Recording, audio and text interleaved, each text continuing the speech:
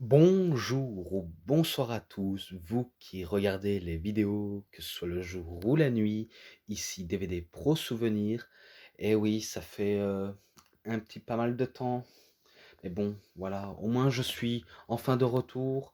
Et cette fois-ci, ben, je vais encore poursuivre ben, sur un coffret encore, hein. Eh oui, ça devient une petite habitude. Mais par contre, je crois que je vais terminer celui-ci après un autre de 4 DVD. Donc si vous voyez pas ce que je veux dire, eh ben, je vais vous le présenter euh, maintenant, quoi. D'accord? Donc c'est Best of Raw 2010. Donc voilà, donc je vais enlever directement. Voilà, le forum que j'ai retiré.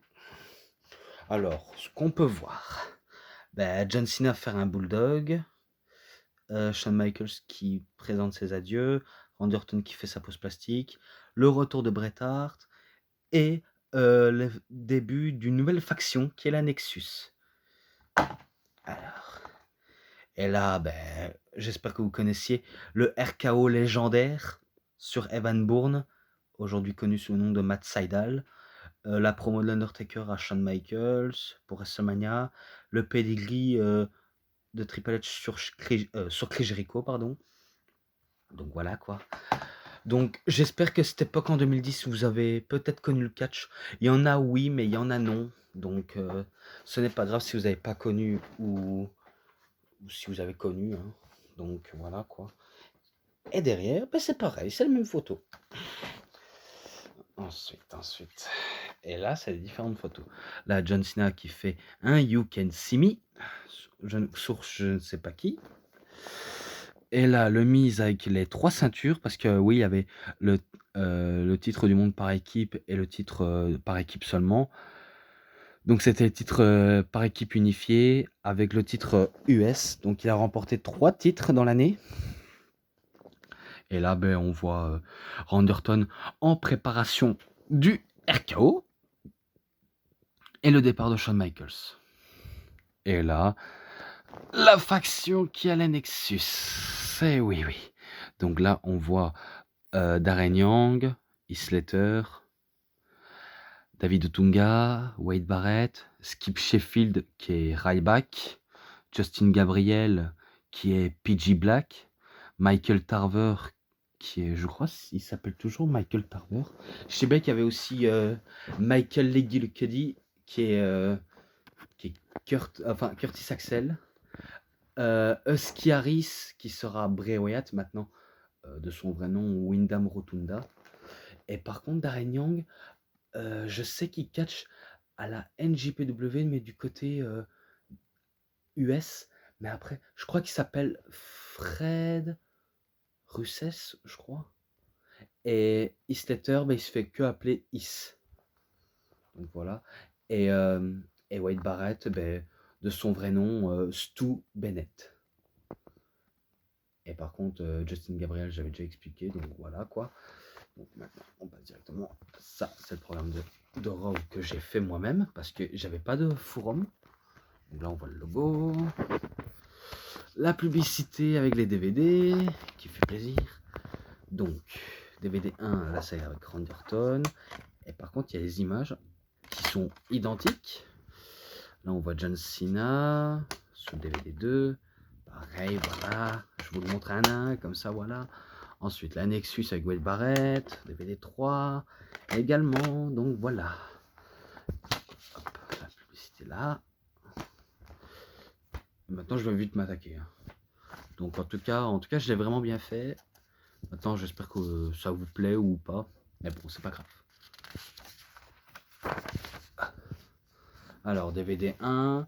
Là, par contre, pareil comme dans Best of Raw 2009, ça va que concentrer sur l'ascènement et quelques matchs, mais sans qu'il n'y a pas le bonus. Donc voilà, je préviens tout direct. Donc Michael Cole et Jerry the King Lawler. Donc voilà, ils nous ouvrent le show. Le meilleur de janvier. Enfin, ouais, on va dire les meilleurs scènements et matchs de janvier. Et là, c'est Bret The Hitman Hart revient à la WWE du côté de Raw et se réconcilie avec Shawn Michaels. Ouais, je me rappelle de ce scènement. Là, il nous explique tout et de rien, comme je vous ai déjà que je vous avais déjà expliqué, pardonnez-moi, que maintenant il est venu pour une bonne raison, que voilà, j'espère qu'il les aura manqués durant pas mal d'années, même s'il y a des jeunes, parce qu'ils se rendent compte qu'il y a des jeunes qui n'ont pas vécu l'année 90, qui est 90, et, euh, et cette période, on va dire, des Monday Night Wars. Mais ça, je pense pas qu'il parle. Ça, je pense pas qu'il parle du tout, mais je sais bien que Shawn Michaels arrive et ils vont enterrer leur rage de guerre devant les caméras et même en dehors des caméras. Donc ça, c'est ce que j'ai trouvé pas mal. Donc ils se serrent la main et après, bah, à la fin, ils se font un câlin et après, ben, ils se sont chuchotés des choses que malheureusement, on ne saura jamais.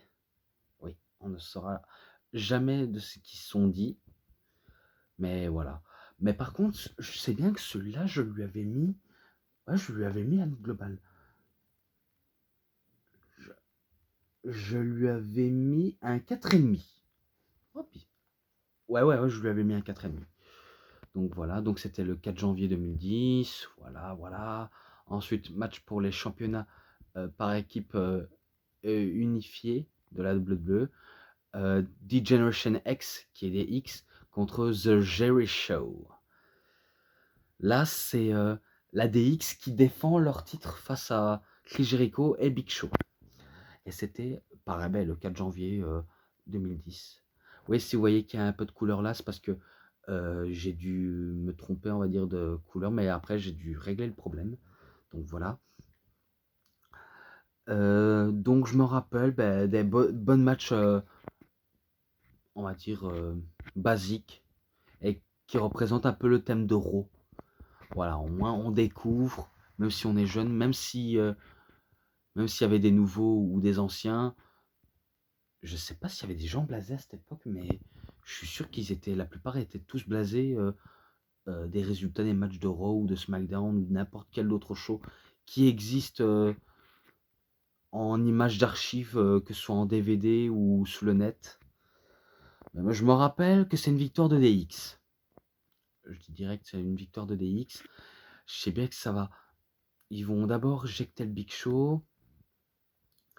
Shawn Michaels fait un switch de musique sur Chris Jericho et il fait, enfin, et Triple H fait un pedigree pour la victoire et il remporte le match. Donc c'est pas des matchs que je n'ai pas encore noté, donc encore heureux. Donc celui-là, je vais lui mettre un 3,5 et c'est que le début, c'est que le début. Ensuite, John Cena contre Sheamus le 25 janvier 2010. Donc l'image que je vous avais montrée tout à l'heure quand John Cena fait un bulldog sur Sheamus. Je sais pas si... Je sais même pas si Sheamus était champion à cette époque. Ouh là là. C'est fort possible. Oui, oui, oui, oui, il était champion. Oui, d'accord, oui, il était champion. Oh là là, je me suis pas rendu compte à ce point-là. Oui, il était champion. C'était pas pour le titre. C'était pas pour le titre en jeu. Je crois que c'était euh, pour commencer les qualifications d'Elimination Chamber. Si je... Non, je pense. Attends. Ah, j'essaie de creuser, hein, j'essaie de creuser. Je ne pense pas que John Cena remporte ce match. Je crois qu'il y avait sûrement intervention ou tricherie. Oh, possible. C'est fort possible. C'est pas grave. On va dire, vous savez quoi? On va dire victoire de John Cena.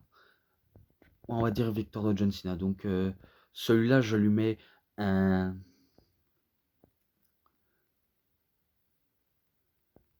3,20. Voilà, je lui mets un 3,20. Ensuite, le meilleur de février. Sheamus contre Christian, le 8 février 2010. Pas mal, sans plus, même si le résultat, je la connais. Oui, oui, oui, oui, je la connais. Car je me rappelle qu'ils se sont fait que des enchaînements de ceux qui savent faire. Donc je crois que c'est peut-être pas on va dire, la bonne, requête de dire ça, si ce n'est que Sheamus bat Christian directement.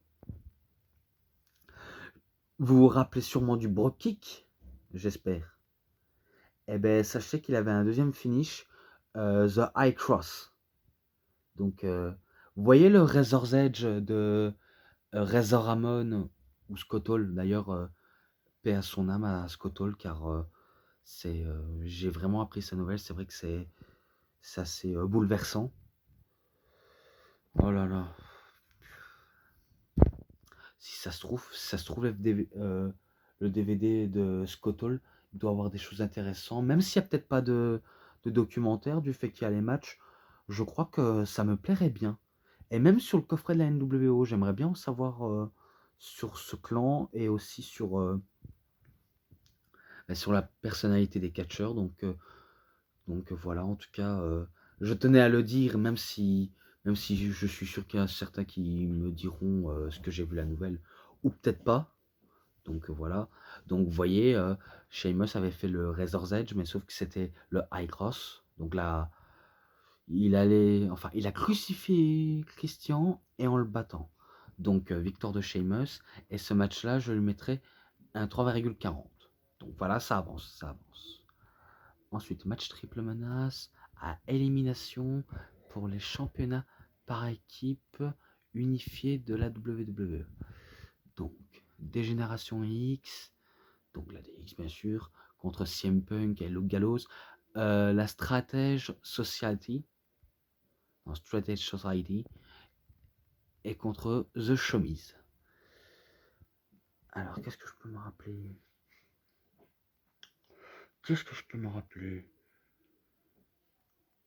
Je crois qu'un premier temps, l'équipe composée de CM Punk et Luke Gallows se font éliminer en premier et en laissant seul DX contre Showbiz.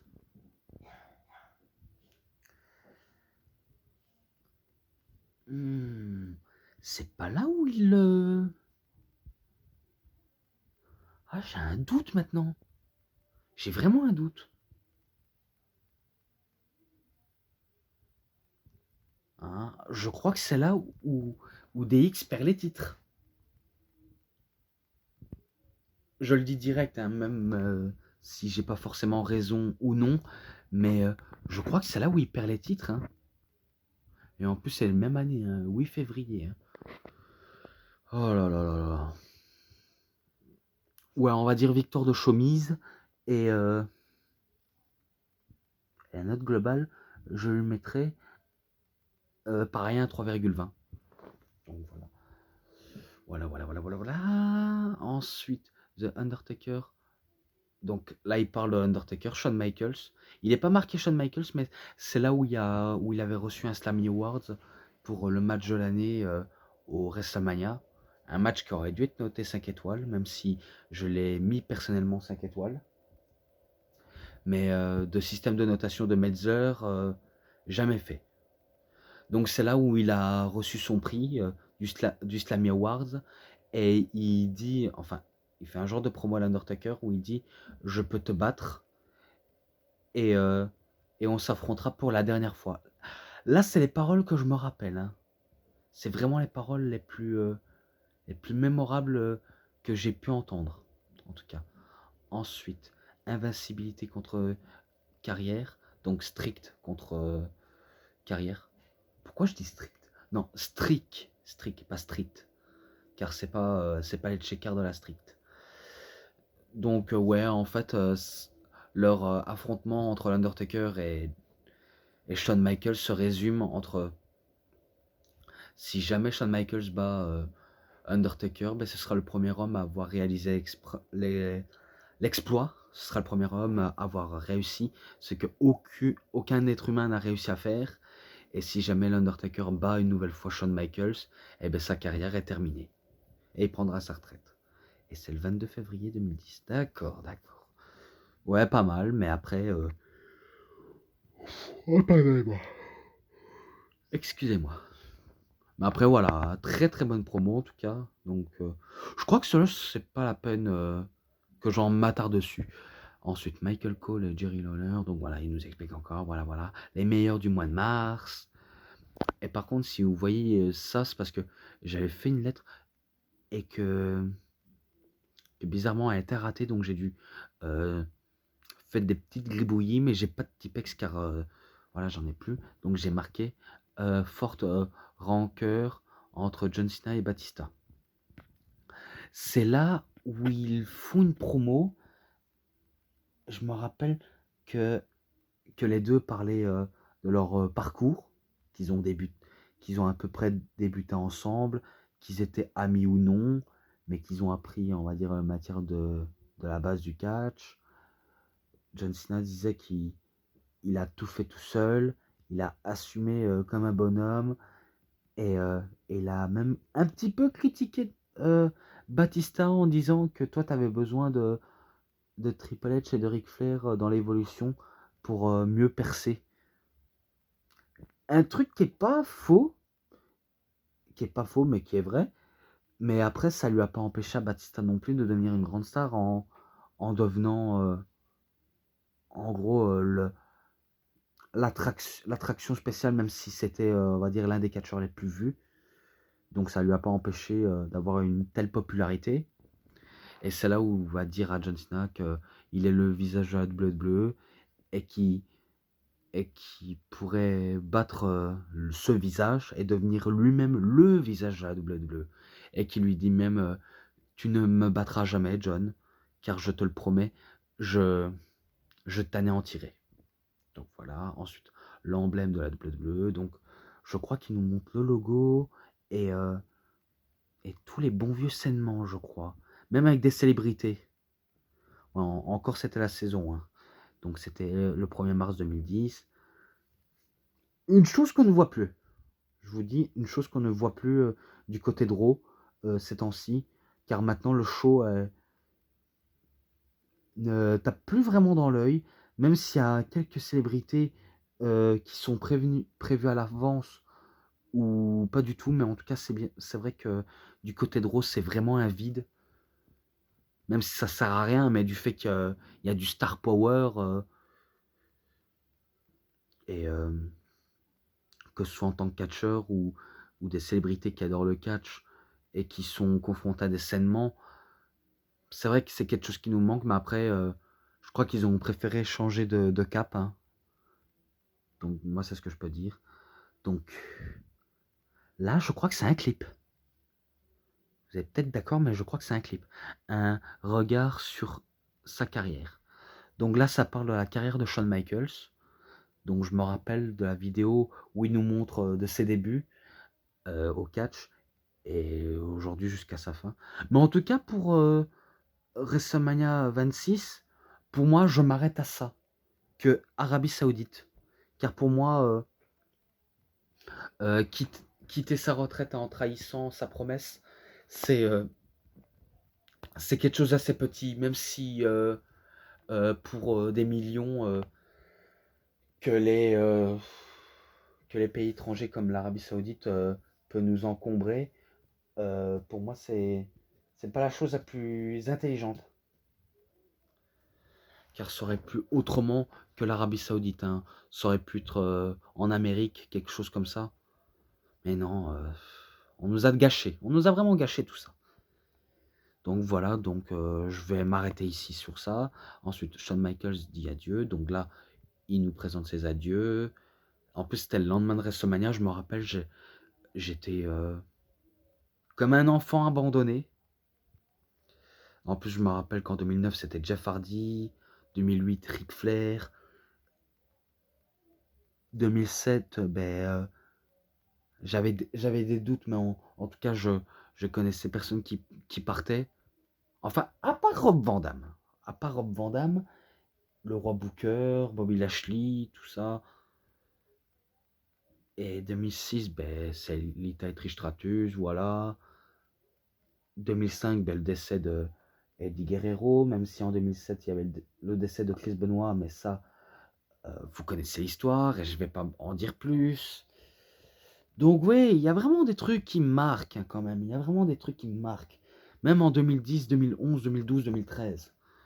Donc voilà quoi. Par exemple le départ de Edge, un départ forcé et en plus, beh, le retour de The Rock bien sûr, ça je me rappelle. Ça c'est vraiment les bons moments qu'on aimerait bien vivre, hein, que ce soit en DVD ou sur internet pour les amis francophones, hein. Donc là, il nous dit adieu et je me rappelle que Triple H était, près de la rampe d'entrée, en train de célébrer avec son meilleur ami, en mettant le signe de DX, au sol et voilà, il nous part. Enfin, il part et une longue retraite l'attendra jusqu'en 2018. Mais moi, comme j'ai dit, heu, j'espère pour vous convaincre, même s'il a catché en Arabie Saoudite, le match, était pas top. Honnêtement, c'était pas top. Donc pour moi, je m'arrête ici sur, une note positive. Et en plus, j'avais même oublié, c'était le 29 mars 2010, donc voilà, maintenant je l'ai dit. Maintenant, on passe au DVD 2. Et tout d'abord, il faut que je m'hydrate un petit peu, donc voilà, donc je vais revenir, à tout de suite. Donc voilà, je suis de retour, maintenant je vais poursuivre. Donc voilà, maintenant j'espère que vous connaissez Michael Cole et Jerry Lawler, voilà. Ensuite, le meilleur d'avril. Donc voilà, ensuite c'est Randy Orton contre Jack Swagger le 5 avril 2010. Pas mal, mais sans plus. Car maintenant, j'espère que vous connaissiez les résultats. Je crois que vous le connaissiez. C'est sûrement le cas. C'est là où Randy Orton bat Jack Swagger avec un RKO. Et attendez. Ouais, c'est là où il bat Jack Swagger. Et c'est même là où Evan Bourne, sans raison, ben, il attaque Randy Orton. Il, il le matraque de coups avec des genres de high kick, de spinal kick, de coups de pied de mule et, euh, et de rapidité. Et c'est là où il va monter sur la troisième corde. Et là, j'espère que je vais vous montrer l'image. Et j'espère que ça vous vient en tête, en tout cas. C'est là où il y a le fameux RKO. Alors que, alors que Randy Orton était couché. Ouais, en plus, il était couché sous le dos. Et là, il voit Evan Bourne faire un airborne. Et là, ben, il se positionne et il fait un RKO malgré qu'il est au sol. Donc, incroyable moment. Voilà pourquoi ça a fait quasiment le tour du monde. Ce RKO qui lui aura rendu célèbre. D'ailleurs, ça a bel et bien porté ses fruits. Donc, pour ça, Randy Orton, il peut être que peu fier. Enfin, ouais, il peut être fier de ce moment-là, car c'est vrai qu'il s'est drôlement bien amusé, même si certains pensent en tant que gentil, ça le donne pas bien. Et pourtant, quand il est en mode gentil, ben, il se défoule, hein. Donc voilà quoi. Donc ce match-là, et le petit interaction, je mettrais un 3,50. Euh, si je pouvais diviser, mais après, voilà. Mais en tout cas, je sais bien que ce moment-là, iconique. Iconique. Ensuite, match pour le championnat des divas de la WWE. Maryse contre F. Torres. Oh, pardonnez-moi. Le 12 avril 2010. Alors, c'est vrai que c'est pas du bon top avec les filles des divas en ce moment. Enfin, en ce moment, non, à cette époque-là. Heureusement que l'époque a changé, que maintenant les divas sont devenues des womens, des superstars. Donc c'est vrai que c'était une incroyable époque, même si vous avez peut-être connu des catcheuses que vous préférez comme Melina, Mickey James, peut-être Maryse, Beth Phoenix, Lita, Trish Stratus. Enfin, si vous êtes dans le thème comme ça, c'est que ces filles-là ont marqué aussi l'histoire et que la plupart, ben, dans les années PG era, n'ont peut-être pas marqué. Par exemple, je pense Kelly aussi qui a un petit peu marqué, mais après, ça devenait.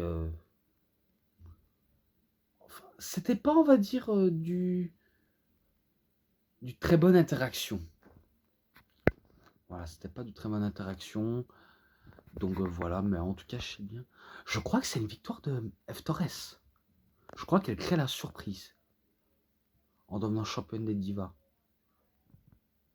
Ouais, car je sais bien que Maryse était championne des divas à cette époque. Et en plus, c'était l'une des plus grandes championnes des divas en tout cas.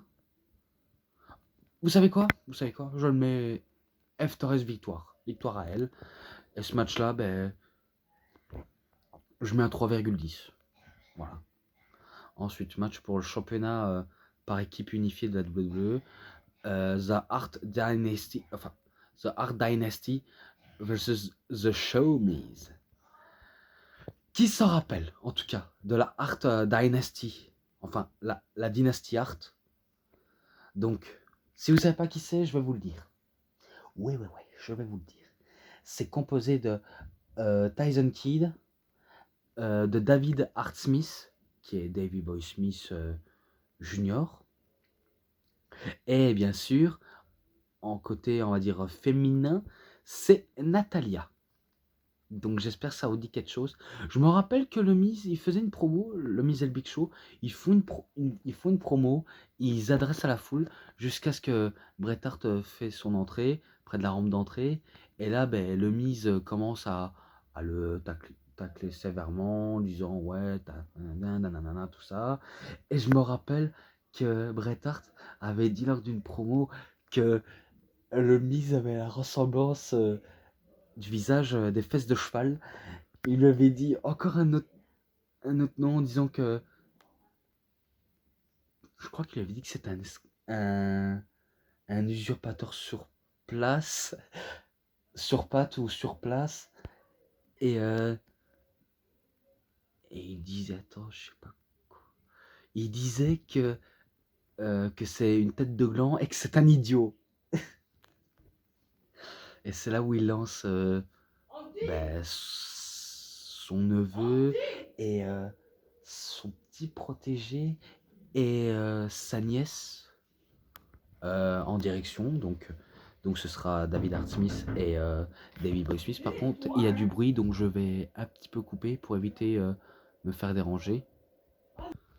Bon, voilà, j'espère que ça s'est un petit peu calmé. Donc c'était le 26 avril 2010, bien sûr. Donc je me rappelle que le match commence.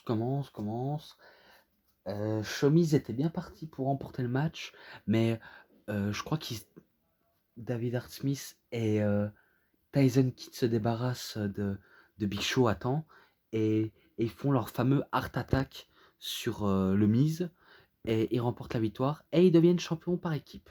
Donc victoire de la dynastie Hart et ce match-là, je le mettrai un 3,5. Je mets un 3,5 direct.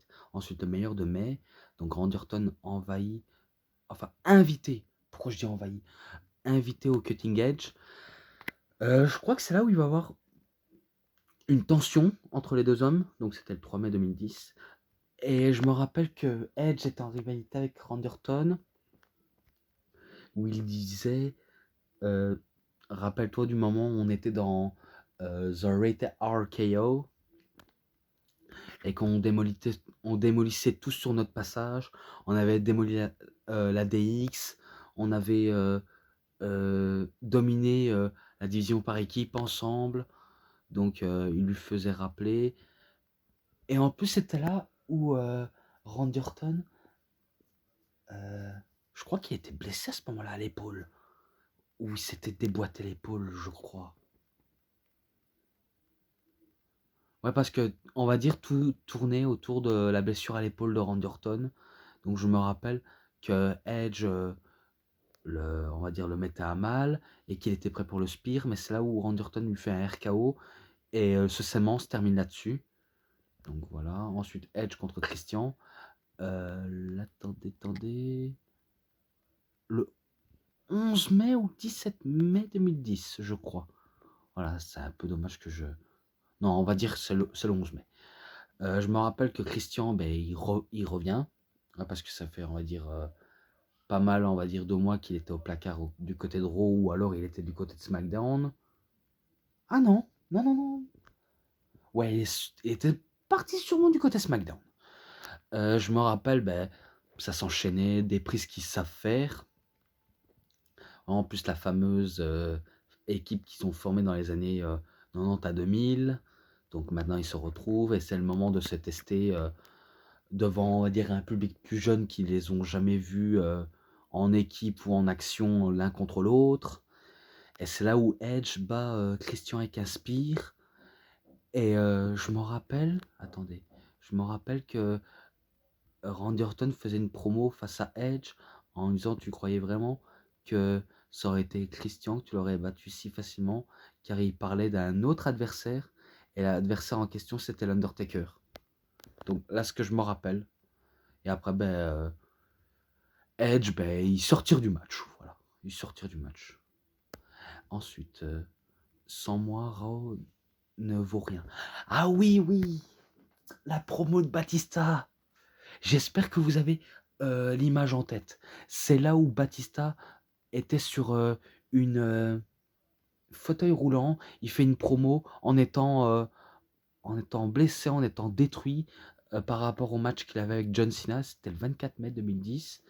Et c'est là où il est de très très mauvaise humeur. C'est là où Bret Hart aussi il arrive en disant Batista pour le match revanche s'il souhaiterait contre John Cena.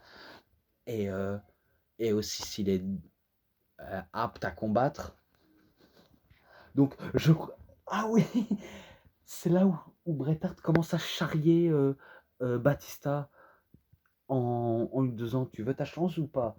Eh ben tant pis, on donne la chance à. Je crois c'est à Randy Orton, je crois. Ouais, je crois que c'est ça. Et c'est là où Batista, il pète un cap sur son fauteuil en disant sans moi, Raw ne serait rien, sans moi, la WWE ne serait rien, sans moi, SmackDown ne serait rien du tout. Donc, c'est décidé, I quit. Donc, je démissionne. Donc, il décide de partir furieux. Et c'est là où on ne verra plus Batista pendant un long moment jusqu'en 2014. Donc oui, oui, oui. Ensuite, John Cena et Evan Bourne contre Edge et Sheamus le 31 mai 2010. Ouais. En tout cas, un match sympa, même si le nom du vainqueur va peut-être poser problème. Peut-être. Oui, oui, oui. Ouais, parce que je vais pas essayer de m'attarder sur les prises, tout ça, et tout genre, hein, parce que, voilà, quoi. Allez, je lui mets une victoire de Cena et Van Bourne. Je sais pas pour vous, mais je lui mets une victoire. Et par contre, celui-là, je sais pas si je l'ai noté, mais je lui mettrai un 3,40. Donc voilà. Et celui-là, je lui mettrai un 3,5 directement. Ensuite, Michael Cole, ouais, Jerry Lawler, ouais, voilà. Le meilleur du mois de juin. Le début de quelque chose de bien plus énorme. Donc je pense qu'il parle de la Nexus. Et c'était le 7 juin 2010. C'est là où John Cena, il décide de se battre face à CM Punk qui était masqué. Et c'est là où Wade Barrett arrive. J'espère que vous vous rappelez de ce moment. J'espère que vous vous rappelez de ce moment, car c'était un bordel sans nom. Et en plus, on aura même un catcheur qui va être licencié à cause de ça. À cause de la violence qui ne devait pas être tolérée. J'espère que vous savez bien qui je parle. J'espère. Donc c'est là où il commence à tabasser Cena, il commence même à tabasser Luke Gallows et CM Punk parce qu'il s'était pas encore barré le pauvre. Et c'est là, attendez, où ouais que Daniel Bryan frappe Justin Roberts, qui le déshabille et qui l'étrangle avec sa cravate. Et c'était au moment où ils agressent Cena, où il crache sur John Cena. Ouais, je crois que c'est ça. Et après, je me rappelle Wade Slam, 450 splash de la part de Justin Gabriel. Wade Slam qui est la prise de Wade Barrett, la prise finish. Et 450 splash de Justin Gabriel. Et ça se termine là-dessus. Et voilà, John Cena, il termine sur une civière. Ensuite, Touro fait face à la Nexus. Donc là, je me rappelle des scènements où la Nexus, il faisait terreur en coulisses, comme sur le ring. Et après, comme je vous ai peut-être dit, c'est vraiment dommage. La WWE est vraiment passée à côté de quelque chose. J'espère je vais pas décevoir les fans de Cena, enfin, comme moi, je suis aussi un grand fan de John Cena. Enfin, oui, oui, je suis un grand fan de John Cena. Par contre, en termes de qualité de ring, ça reste un peu à désirer, mais j'aime quand même bien ce catcheur. Mais par contre, c'est un petit peu la faute de John Cena. Je vous dis, c'est un peu la faute de John Cena si la Nexus n'est plus, on va dire, la faction la plus dominatrice. Même s'il y a Bullet Club, mais après, est-ce que Bullet Club pourrait venir à la WWE? J'en ne pense pas. Est-ce que la Nexus pourrait être le descendant de la NWO? Possible, possible. Si, s'ils n'avaient pas tout gâché. En plus, c'était le 14 juin 2010. Donc voilà, ben, on reste sur une note négative hein, par rapport à la Nexus. Donc un regret sans nom. Voilà quoi. Ensuite, Chris Jericho contre Evan Bourne, qui est connu sous le nom de Matt Sydal. J'espère que ça vous dit rien parce que il vient du circuit indépendant et c'était le 14 juin 2010. Pas mal, je me rappelle que Chris Jericho a laissé Evan Bourne briller durant tout le match. Donc il n'y a que ça que je me rappelle. Sinon, ben, le reste c'est brouillon brouillon. Et à la fin, c'est une victoire de Evan Bourne sur un Airborne. Ou alors un codebreaker de Chris Jericho, si je me trompe pas. Non, c'est pas grave, c'est pas grave. On va dire victoire d'Evan Bourne. Même si j'en suis pas tout à fait sûr. Mais voilà. Donc ce match-là, je le mettrai un 3, un 3,5 aussi. Ensuite, le meilleur du juillet, donc c'est Randy Orton contre Edge. Le 12 juillet 2010. Voilà. On connaît Randy Orton, on connaît Edge. Et par contre, attendez. Ouais, il faut enchaînement. Je me rappelle que Edge faisait des tentatives de spear, mais que Randy Orton esquivait. Donc, je me rappelle qu'il faisait un RKO, mais Edge contrait. Au moment jusqu'à ce qu'il lui fait un énorme RKO et il bat Edge pour la victoire. Et ce match-là, ben, je lui mets un 3,40 direct. Ensuite, match triple menace pour déterminer le challenger numéro 1. Donc Randy Orton contre Edge contre Chris Jericho le 19 juillet 2010. Qu'est-ce que je peux me rappeler? Codebreaker, Spear, RKO, prise après prise, jusqu'à ce que c'est, si je me gourre pas, une victoire de Randy Orton sur peut-être Chris Jericho. Je crois que c'est Chris Jericho qui se laisse sacrifier par un RKO et il se fait battre par Randy Orton. Donc ce match-là, ben, je lui mets un 3,50 et encore ça change. Ensuite on passe au DVD3. Donc le meilleur doute. Donc voilà, John Cena et Bret The Hitman Hart contre Chris Jericho et Edge. Donc le 9 août 2010.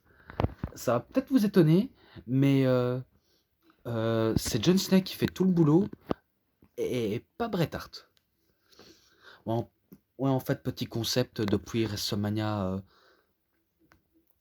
36, Bret Hart, on va dire, il fait pas, on va dire, grand-chose, à part attaquer, mais par contre, il devrait plus faire autant de prises car, pour vous rappel, suite à ses opérations, eh ben, il peut plus, on va dire, catcher formellement, en fait. Donc c'est un peu dommage. Donc c'est John Cena qui fait tout le boulot. Et je sais pas ce qui s'est passé, mais je crois que la Nexus intervient, ils envahissent le match. Ou alors c'est une victoire de Cena et Hart. Ah ben non, j'ai pas tort, ouais. C'est une victoire de Cena et Hart. Donc voilà, et ce match-là, ben, je lui mettrais un 3,10 car il m'a un peu déçu quand même. Ensuite, Chris Jericho contre Wade Barrett. Donc l'élève contre le maître, le 16 août 2010. Donc oui, Wade qui décide de dépasser son maître Jericho.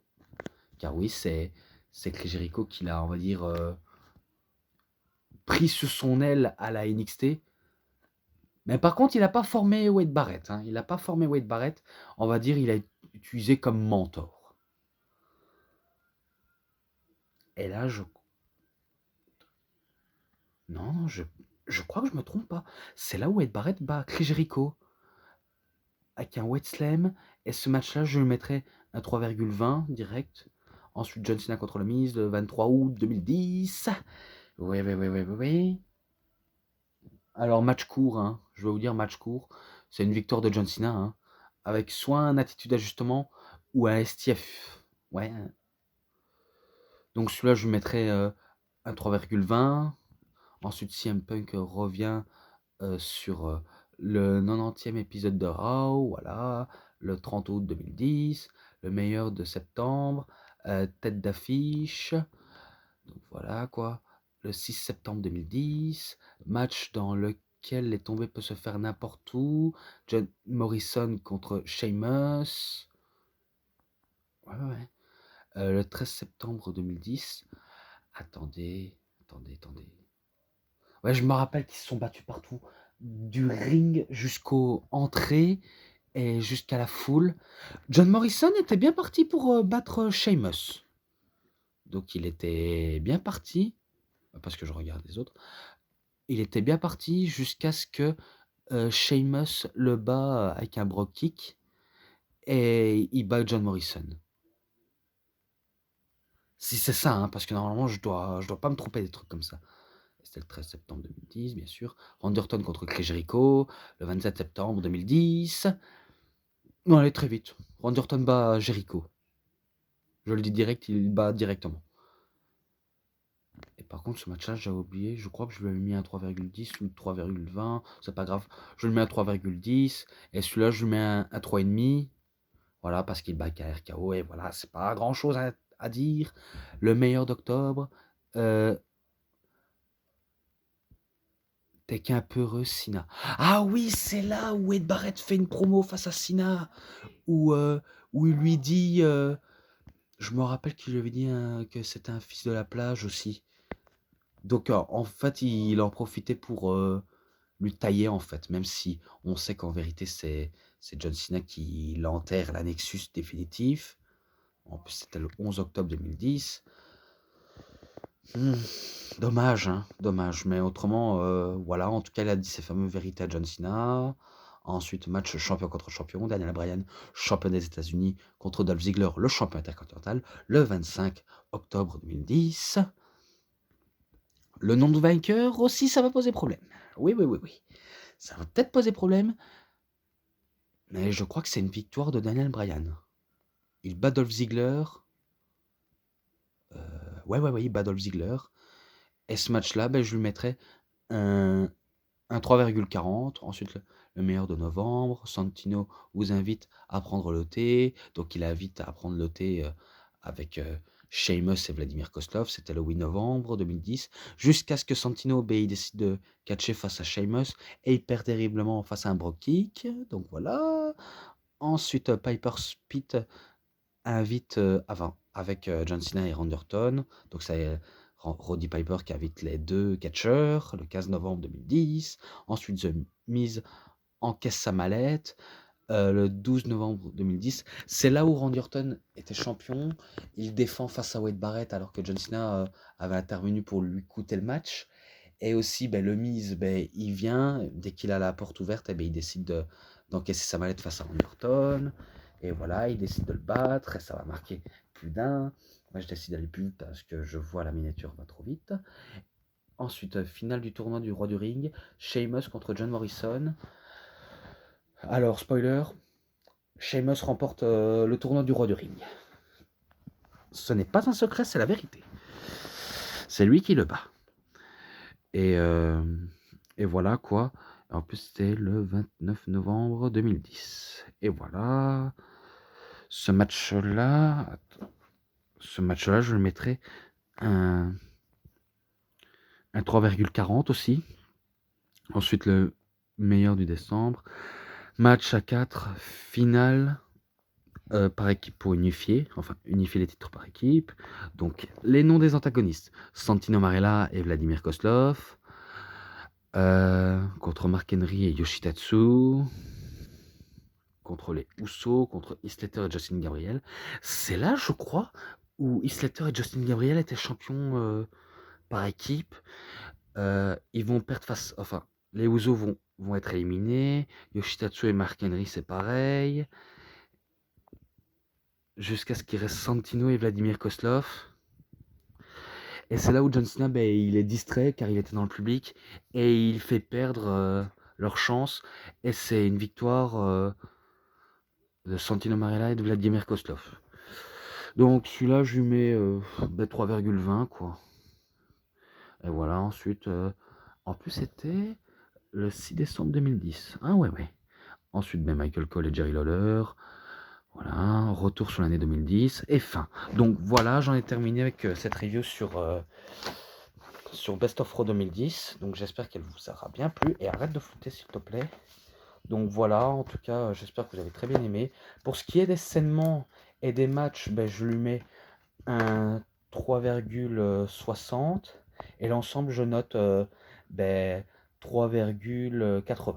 Donc voilà, j'ai terminé avec cette review. En tout cas, j'espère qu'elle vous a pas bien plu. En tout cas, si vous avez aimé, vous savez ce qu'il vous reste à faire. Likez la vidéo, commentez, partagez, abonnez-vous à ma chaîne, cliquez sur la petite cloche pour avoir plus de notifications. Et moi, je vous laisse. Donc je vous dis bonne journée, bonne soirée à tous. Au revoir tout le monde.